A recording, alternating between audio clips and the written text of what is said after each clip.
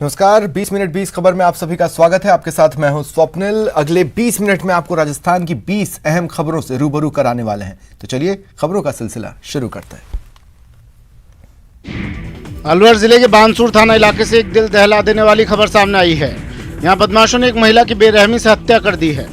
बताया जा रहा है कि महिला अपहरणकर्ताओं से अपने बेटे को छुड़ाने के लिए गई थी और उसी दौरान बदमाशों ने धारदार हथियार से उसकी हत्या कर दी और वो मौके से फरार हो गए।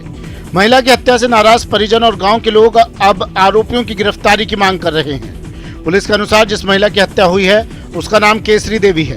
केसरी देवी के बेटे कालूराम का दूध के लेन देन के चक्कर में कुछ लोगों से विवाद हो गया था। उसी के बाद वो लोग उसका अपहरण कर ले जाने लगे। जब उसकी मां उसे बचाने आई तो बदमाशों ने दोनों के साथ मारपीट की, जिसमें महिला की मौत हो गई।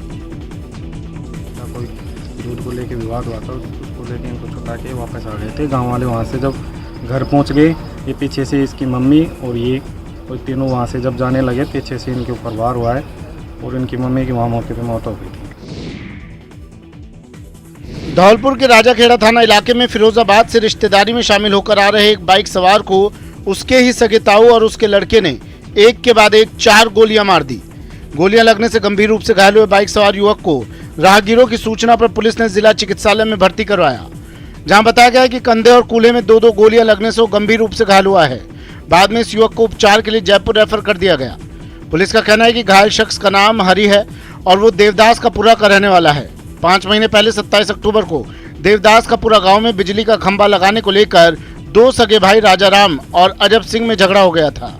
इस झगड़े में राजाराम और उसके बेटों ने अजब सिंह के बड़े बेटे गंगाराम की लाठी और कुल्हाड़ी से पीट कर हत्या कर दी थी। उसी मामले में राजाराम और उसके दोनों बेटों को हत्या के मामले में जेल भेज दिया गया था। लेकिन 5 दिन पहले राजाराम हाईकोर्ट से जमानत पर बाहर आया और उसने अजब सिंह के छोटे बेटे रामहरि पर जानलेवा हमला कर दिया। फिरोजाबाद से घर के लिए आ रहा था। रास्ते में पेट्रोल पंप के पास में बिजली घर के पास में वहाँ पर मेरे गोली ताऊ और ताऊ का लड़का था और 2 लोग अन्य थे, 2-3 लोग गाड़ी में। हाईवे पर एक ट्रक धू कर जल रहा था और आसपास मौजूद लोग चाहकर भी कुछ कर नहीं पा रहे थे। फायर ब्रिगेड की टीम को इस आग की खबर दे दी गई थी, लेकिन जब तक वो लोग मौके पर पहुंचते तब तक आग की लपटों ने सब स्वाहा कर दिया था। हाईवे पर धू कर जल रहे ट्रक की तस्वीरें चित्तौड़गढ़ के खोखरिया खेड़ी के पास की हैं, जहां चित्तौड़ की तरफ जा रहा ट्रक हाईवे ब्रिज पर अनबैलेंस होने से पलट गया और फिर उसमें आग लग गई। आग लगने के बाद ट्रक का ड्राइवर और खलासी दोनों किसी तरह से बाहर तो निकल गए, लेकिन इस ट्रक में जो चावल लोड था वो भी ट्रक के साथ ही जलने लगा। इस आग की खबर आनंद फानन में फायर ब्रिगेड को दी गई, लेकिन उनके यहाँ पहुंचने और आग बुझाने से पहले ही ट्रक और चावल दोनों राख की ढेर में बदल चुके थे।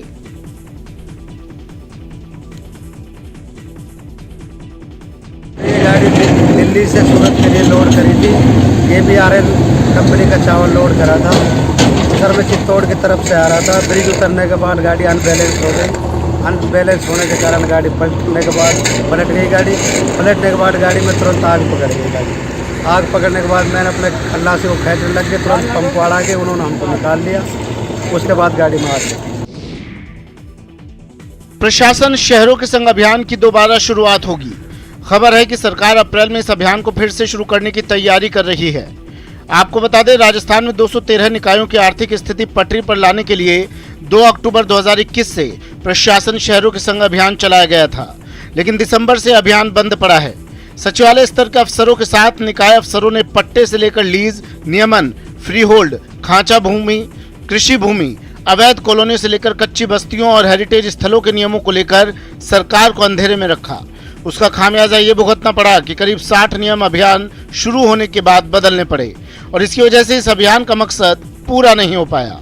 सरकार को उम्मीद थी कि प्रशासन शहरों के संग अभियान से करीब 3000 करोड़ का राजस्व मिलेगा, लेकिन रुक जाने से अभी तक चौथाई आय भी नहीं हुई। 2 अक्टूबर 2021 से शहरों के संग अभियान शुरू हुआ था और कोविड 3rd वेव आने के कारण बीच में एक बार स्थगित कर दिया गया।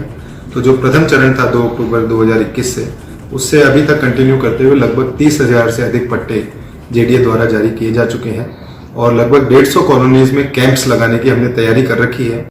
अलवर के अंबेडकर नगर में अग्रवाल बालिका छात्रावास और सामुदायिक भवन का शिलान्यास करने के लिए राज्य मंत्री सुभाष गर्ग अलवर पहुंचे। इस मौके पर सुभाष गर्ग ने अग्रवाल समाज की ओर से किए जा रहे कार्यों की सराहना की। साथ ही उन्होंने कहा कि सरकार हर मुद्दे पर संवेदनशील है। रीट मामले पर भी उन्होंने यहां कहा कि पेपर आउट के मामलों में जो भी गलत है वो जेल जाएंगे। इस दौरान उन्होंने वसुंधरा सरकार में शिक्षा मंत्री रहे वासुदेव देवनानी पर कई गंभीर आरोप लगाए। गर्ग ने कहा कि प्रदेश सरकार ने युवाओं को रोजगार दिया है। सरकार के बजट की पूरे देश में तारीफ हो रही है। उन्होंने कहा कि प्रदेश सरकार बेहतर काम कर रही है जिससे आमजन को फायदा मिले, इसके लिए योजनाएं बनाई जा रही हैं। अग्रवाल समाज अलवर के तत्वाधान में आज इस भवन का, शानदार भवन का निर्माण कर जो लोकार्पण किया गया है। और मैं तो समाज से ही कहूँगा, जिस तरह से महाराजा कृष्ण जी के हम वंशज हैं और उनका जो संदेश समाजवाद का, 1 रुपये और 1 ईंट, किसी भी समाज के गरीब व वंचित, किसी भी वर्ग का हो, किसी भी जाति का हो, किसी भी धर्म का हो, उसको आगे बढ़ाने का काम हमेशा इस समाज ने किया है। जयपुर ग्रामीण सांसद राज्यवर्धन सिंह राठौड़ का पावटा के भांकरी गांव में आयोजित होली मिलन समारोह में खास स्वागत किया गया। यहां लोगों ने राज्यवर्धन सिंह राठौड़ को फूल माला पहनाकर और साफा बांधकर स्वागत किया। इससे पहले बीजेपी कार्यकर्ताओं की ओर से बस स्टैंड से समारोह स्थल तक एक बाइक रैली निकाली गई। इस समारोह के दौरान सांसद राज्यवर्धन सिंह राठौड़ ने कहा कि उत्तराखंड में समान नागरिकता संहिता लागू करने के फैसले से राज्य में सभी वर्गों को समान अधिकार मिलेंगे और सद्भाव बढ़ेगा। उन्होंने यहाँ शांति धारीवाल के बयान को ओछी मानसिकता का परिचायक बताया। राठौड़ ने यहाँ प्रदेश की कांग्रेस सरकार पर जमकर निशाना साधा और केंद्र सरकार की उपलब्धियां भी गिनाई। गर्मी आने के साथ ही पाली में पानी का संकट गहराने लगा है। साथ ही प्रशासन और जलदाय विभाग के उन वादों की हवा भी निकलने लगी है जिसमें उन्होंने लोगों को पीने का साफ पानी मुहैया करवाने का वादा किया था। आपको बता दें कि पाली शहर के लिए जलदाय विभाग ने जवाई बांध में पानी कम होने पर बोमदड़ा बांध से पानी की सप्लाई शुरू की थी, लेकिन शहर के अधिकांश वार्डों में गंदा, मटमैला और बदबूदार पानी पहुंच रहा है, जिससे लोगों को भारी परेशानी का सामना करना पड़ रहा है। इस कदर गंदे पानी की सप्लाई पर यहाँ के लोगों ने कई बार प्रदर्शन किए, लेकिन इनकी बात कभी नहीं सुनी गई। लिहाजा अब ये लोग बड़े प्रदर्शन की बात करने लगे हैं। पिछले 2 महीने से ऐसा ही पानी आ रहा है। हम लाइनमैन को बार बार शिकायत कर चुके हैं, बार बार वाटर वाले को शिकायत कर चुके हैं, लाइनमैन को शिकायत कर दी है, पार्षद को भी बोल दिया। उन्होंने पार्षद ने वाटर वर्क्स के हमको नंबर दिया है, फिर भी हमारी कोई कार्रवाई है। और लाइनमैन यही कह रहे, हम 2 महीने से चेक कर रहे हैं, आज दिन तक कोई लाइन चेक नहीं हुई है। आज वो आए हैं, उन्होंने उनको चेक करवाई है लाइन, तो उनको गटर के पानी के सीवेज का गटर से कनेक्शन जुड़ा हुआ मिला है। और वो अब कह रहा हम आज इस समस्या का समाधान शाम तक करेंगे। भारत पाकिस्तान सीमा पर अब जवानों को हिमालय का मीठा पानी पीने के लिए मिलेगा। सरहद पर बीएसएफ की करीब 29 सीमा चौकियों पर अप्रैल महीने के पहले हफ्ते से पानी की सप्लाई शुरू हो जाएगी। भारत सरकार ने 28 करोड़ रुपए लगाकर इस योजना पर काम शुरू किया था, जिसमें से 29 सीमा चौकियों के लिए काम पूरा हो गया है और अगले चरण में बाकी बची 93 चौकियों तक पाइपलाइन बिछाई जाएगी। जलदाय विभाग के मुताबिक भारत पाकिस्तान सीमा जैसे दुर्गम इलाके में पानी की पाइपलाइन बिछाने का काम बड़ा कठिन था। करीब 2 साल की मेहनत के बाद इस टास्क को पूरा किया गया। इस पाइपलाइन के चालू हो जाने के बाद अब जवानों को पानी के टैंकरों के भरोसे नहीं रहना होगा, क्योंकि इंदिरा गांधी नहर से सीधी पाइपलाइन भारत पाकिस्तान की दुर्गम सीमा चौकियों तक पहुंच गई हैं और फिल्टर किया हुआ पानी जवानों को सीमा चौकी पर मिलेगा। जैसलमेर जिले में वर्तमान में एक पेयजल योजना निर्माणाधीन है, जिसमें भारत पाकिस्तान अंतर्राष्ट्रीय सीमा पर स्थित 29 बीएसएफ चौकियों पर हिमालय का मीठा पानी उपलब्ध करवाया जाएगा। यह योजना अगले माह तक पूर्ण होना संभावित है। अलवर में मन्नी का बड़ स्थित छोटू सिंह आर्य धर्मार्थ चिकित्सालय में 128वां चिकित्सा शिविर का आयोजन किया गया। इस शिविर में बाहर से आए डॉक्टरों से स्वास्थ्य की जांच कराने के लिए बड़ी संख्या में आसपास के लोग यहां पहुंचे। इस शिविर में शुगर, बीपी, हाइपरटेंशन, आंख और कान के साथ साथ कई तरह की बीमारियों की जांच की गई और उसके इलाज के लिए फ्री में दवाइयां भी दी गई। इस मौके पर आर्य कन्या विद्यालय समिति की निदेशक ने बताया कि आर्य कन्या विद्यालय समिति के संस्थापक छोटू सिंह आर्य का जन्म शताब्दी वर्ष चल रहा है और इसी वजह से कार्यक्रम समिति की ओर से तरह तरह के कार्यक्रमों का आयोजन किया जा रहा है। Rajasthan state handloom corporation limited की ओर से मंगलवार को हवा महल स्थित बैकयार्ड में फैशन शो का आयोजन किया जाएगा। इस शो में हवा महल पे टाइम ट्रेवल थीम पर बेस्ड कलेक्शन को रैंप पर उतारा जाएगा। खास बात यह है कि यहाँ करीब 100 नेशनल और इंटरनेशनल मॉडल्स कैटवॉक कर समर कलेक्शन पेश करेंगे। शो के ऑर्गेनाइजर का कहना है कि राजस्थान के हैंडलूम और वीवर्स को प्रमोट करने के उद्देश्य से इस फैशन शो का आयोजन किया जा रहा है, जिसमें राजस्थान प्रदेश के वीवर्स हैंडलूम फैब्रिक पर अपने एक्सपेरिमेंटल कॉन्सेप्ट को प्रस्तुत किया जाएगा। यहाँ फैशन लवर्स को हैंडलूम से बने डिजाइनर आउटफिट देखने को मिलेंगे। फैशन शो में वीवर्स कोटा, डोरिया, चंदेरी कॉटन जैसे हैंडलूम फैब्रिक को नए तरीके से Indian wear sari, suit, Indo western concept, trousers, jackets के रूप में नए कॉम्बिनेशन के साथ लेकर आएंगे। सबसे पहले प्रमोशनल उसमें कि लोगों का इससे जुड़ाव हो, उसको जोड़े, लोगों को जोड़े, इससे वो समझें कि हैंडलूम की क्या विशेषता है और प्लस उसकी क्या अपने आप में महत्ता है। तो उसके तहत हमने ये एक शो प्लान किया है। प्रदेश में राज्य पक्षी गोडावण के संरक्षण की मुहिम कोटा से शुरू हो गई है। कोटा के सांगोद से कांग्रेस के विधायक भरत सिंह के बुलावे पर वन और पर्यावरण मंत्री हेमाराम चौधरी कोटा पहुंचे थे और यहां के नयापुरा इलाके की कला दीर्घा में लगी गोडावण और दूसरे वन्य जीवों की फोटो प्रदर्शनी का उद्घाटन किया। इस प्रदर्शनी में राज्य पक्षी गोडावण के अलावा कई और वन्य पशु और पक्षियों के जंगली चित्र प्रदर्शित किए गए हैं। इस प्रदर्शनी के निरीक्षण के बाद हेमाराम चौधरी ने कहा कि कोटा के सोरसन अभ्यारण्य में किसी समय में 24 गोडावण थे, लेकिन अब सोरसन गोडावण विहीन हो चुका है। इस मौके पर उन्होंने ये भी कहा कि कांग्रेस विधायक भरत सिंह के अनुभवों से लाभ लेकर सोरसन में गोडावण को फिर से आबाद करने, उनके रहवास के उचित प्रबंध के लिए वो अपनी तरफ से पूरी कोशिश करेंगे। यूक्रेन रूस युद्ध ने इस बार कुर्जा की विश्व भ्रमण की उड़ान पर अंकुश लगा दिया है। शीतकालीन प्रवास के बाद भारत से वापसी कर पाकिस्तान, अरब देशों से यूरोप के तुर्की और अंकारा के रास्ते यूक्रेन सीमा पर पहुंची कुर्जा ने इस बार यूक्रेन और रूस की ओर जाने से पहले ही वापसी कर ली है। विशेषज्ञों के अनुसार कुर्जा जिस रास्ते से प्रवेश करती है, वापसी उसी रास्ते से नहीं करती, बल्कि जाने का रास्ता अलग होता है। ऐसे में कुर्जा अलग अलग देशों की सीमाओं को लांघते हुए वापस अपने देश पहुंचती है। खास बात यह है कि कुर्जा का 90% जीवन उड़ान और देश की सीमाओं को मापने में ही गुजर जाता है। इस बार जब उनका दल सर्दियों में भारत में प्रवास के बाद अपने देश लौट रहा था, तो यूक्रेन में चल रहे युद्ध ने उनका रास्ता रोक लिया और अब वो फिर से लौटकर खिंचन आ गई हैं। राजस्थान से इस तरह की रिपोर्टिंग है कि जो वहाँ उधर कुर्जा आती है फलोदी और किचन के आसपास, तो वो शीतकालीन प्रवास के बाद वापस अपने देश की ओर लौटती है। इस तरह की रिपोर्टिंग है कि वो इस युद्ध के कारण वो वापसी कर रही है और वापस वेस्टर्न राजस्थान की तरफ लौट रही है।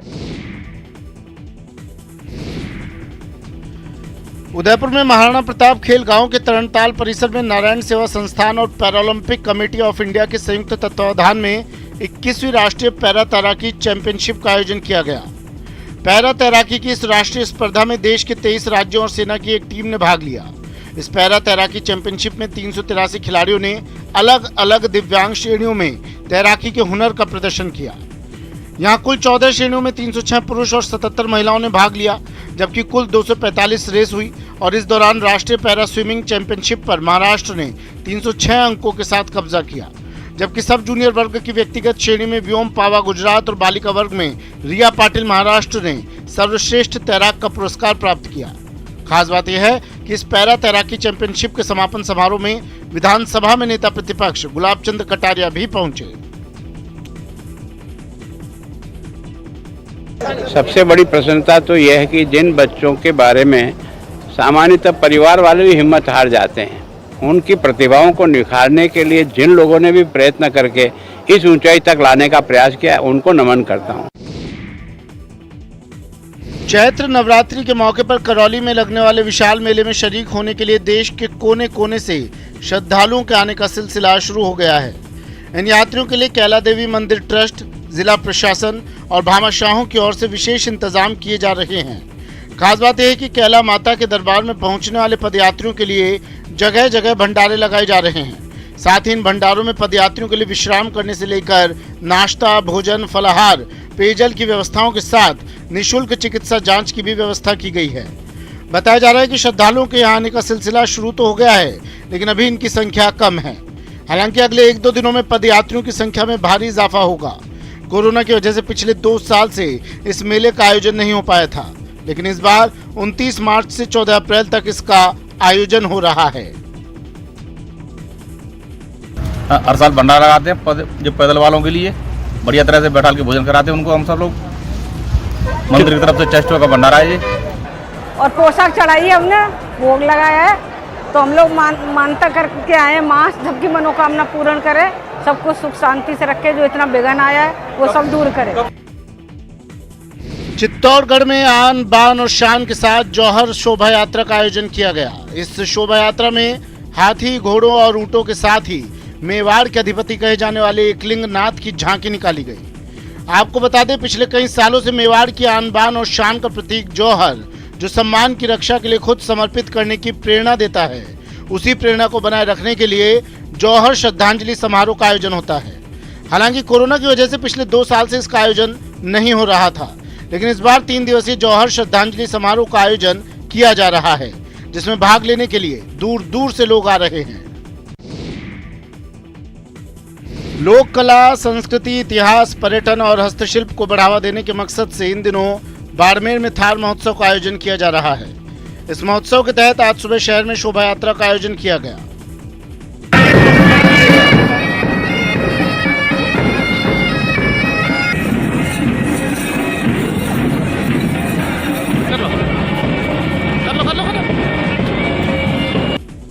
जिला कलेक्टर लोकबंधु ने शोभा यात्रा को हरी झंडी दिखाकर रवाना किया।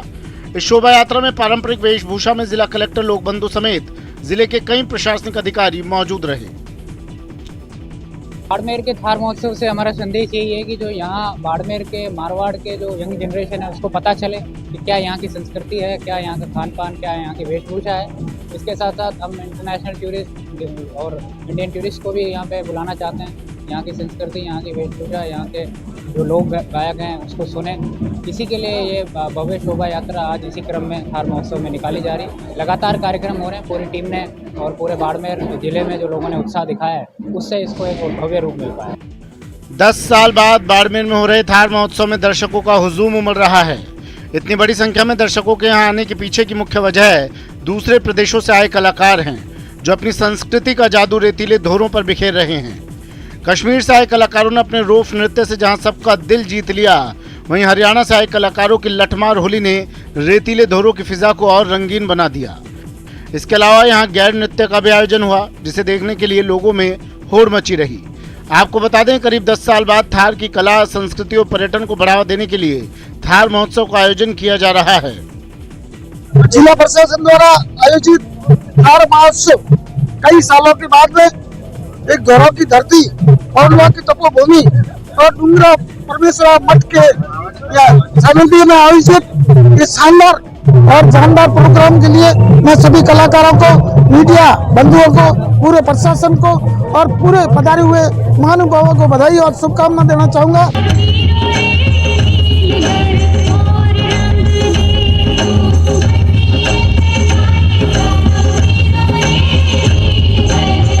राज्य के प्रमुख व्यापारिक संगठन 40 की ओर से होली स्नेह मिलन कार्यक्रम का आयोजन किया गया। कोरोना की मार से उभरे व्यापारियों और उनके परिवारजनों ने इस कार्यक्रम में जमकर मनोरंजन किया।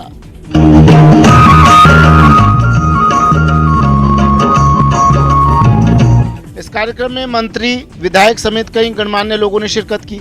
आपको बता दें, कोरोना संक्रमण की वजह से 40 की ओर से किया जाने वाला फागोत्सव और होली स्नेह मिलन कार्यक्रम पिछले 2 साल से बंद था, लेकिन इस साल कोरोना संक्रमण कम होने की वजह से इस कार्यक्रम का आयोजन किया गया।